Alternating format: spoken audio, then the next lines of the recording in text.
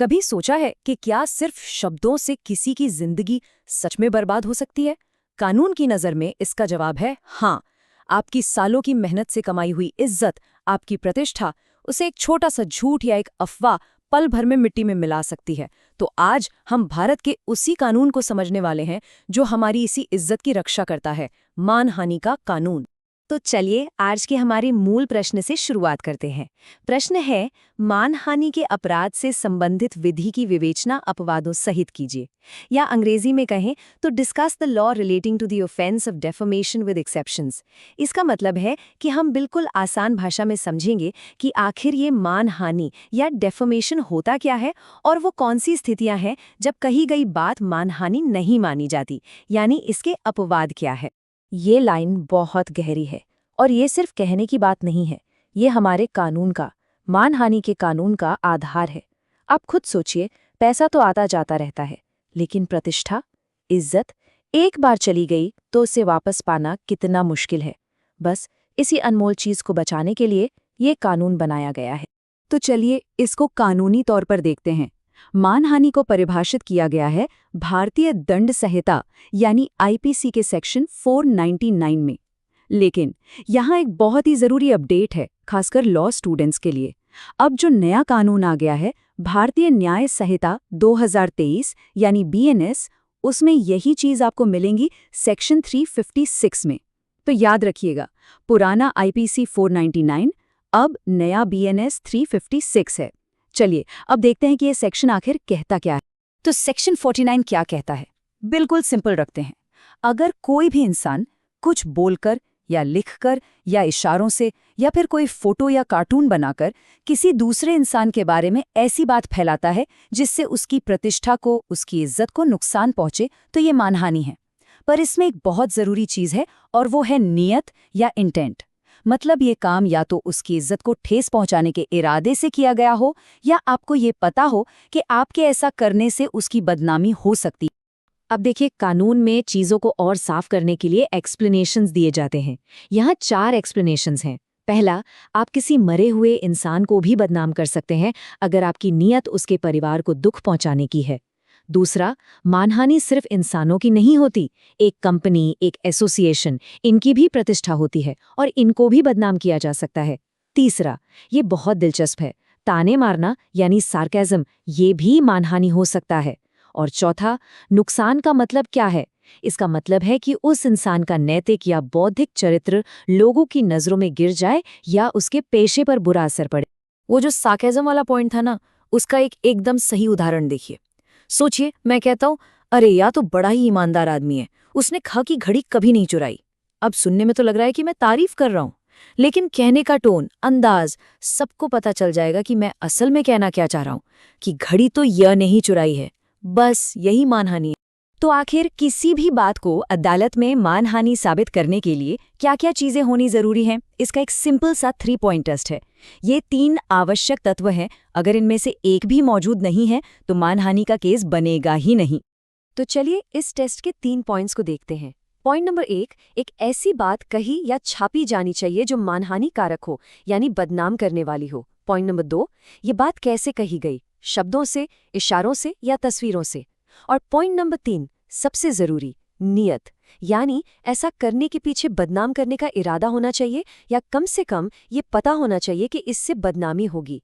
जब ये तीनों चीजें एक साथ आती हैं, तब जाकर मानहानि का अपराध बनता है। अगर आपको अब तक का ये विश्लेषण आसान और जानकारी से भरपूर लग रहा है तो एक छोटा सा काम जरूर कीजिए, इस वीडियो को लाइक कर दीजिए और चैनल को सब्सक्राइब कर लीजिए। इससे हमें ये प्रेरणा मिलती है कि हम आपके लिए ऐसे ही मुश्किल कानूनी विषयों को आसान बनाकर लाते रहें। लेकिन कहानी यहाँ खत्म नहीं होती। क्या हर ऐसी बात जिससे किसी की प्रतिष्ठा कम हो वो मानहानि है? जवाब है नहीं। कानून खुद आपको कुछ बचाव देता है जिन्हें हम अपवाद या एक्सेप्शंस कहते हैं। आईपीसी सेक्शन 499 में ऐसे पूरे 10 अपवाद दिए गए हैं। ये बहुत जरूरी हैं, तो चलिए एक एक करके इनको समझते हैं। सबसे पहला और सबसे मजबूत बचाव, सच्चाई। अगर आपने जो बात कही है वो सच है और उसे लोगों के सामने लाना पब्लिक गुड यानी जनहित में है, तो वो मानहानि नहीं है। उदाहरण के लिए, अगर कोई पत्रकार किसी मंत्री के भ्रष्टाचार का पर्दाफाश करता है पूरे सबूतों के साथ, तो भले ही मंत्री की बदनामी हो, ये मानहानि नहीं कहलाएगा, क्योंकि ये सच है और जनता का ये जानना जरूरी है। पर हाँ, अदालत में आपको दोनों चीजें साबित करनी पड़ेंगी कि बात सच है और जनहित के लिए है। अब आते हैं दूसरे अपवाद पर। ये हम सबके लिए, एक आम नागरिक के लिए बहुत जरूरी है। ये सरकारी अफसरों के आचरण से जुड़ा है। देखिए, एक लोकतंत्र में हमें पूरा हक है कि हम उनके सरकारी कामकाज पर अपनी राय दे सकें। अगर हम गुड फेथ में, यानी सच्ची नीयत से उनके काम की आलोचना करते हैं, तो वो मानहानि नहीं है। यहाँ गुड फेथ का मतलब है कि आप उन पर व्यक्तिगत हमला नहीं कर रहे हैं, बल्कि उनके सार्वजनिक काम पर टिप्पणी कर रहे हैं। तीसरा अपवाद इस दायरे को और बड़ा करता है। ये सिर्फ सरकारी अफसरों तक सीमित नहीं है। ये कहता है कि अगर कोई भी इंसान किसी पब्लिक क्वेश्चन यानी सार्वजनिक मुद्दे से जुड़ा है, तो उसके आचरण पर भी अच्छी नीयत से टिप्पणी की जा सकती है। मान लीजिए कोई सार्वजनिक भाषण दे रहा है या कोई सामाजिक अभियान चला रहा है, तो उसके उस काम पर आलोचना करना मानहानि नहीं होगा। शर्त वही है, अच्छी नीयत। चौथा अपवाद अदालतों के बारे में है। हमारे देश में अदालतें ओपन कोर्ट्स हैं, यानी उनकी कार्यवाही सार्वजनिक होती है। तो अगर कोई उन अदालती कार्यवाहियों की ऐसी रिपोर्ट प्रकाशित करता है जो सब्सटैंशियली ट्रू है, यानी मोटे तौर पर सच्ची है, तो वो मानहानि नहीं है। ये इसलिए ज़रूरी है ताकि न्यायिक व्यवस्था में पारदर्शिता बनी रहे। पांचवा अपवाद, जब कोई केस तय हो जाता है, फैसला आ जाता है, तो उसके बाद आप उस केस के गुण दोष पर अच्छी नीयत से अपनी राय दे सकते हैं।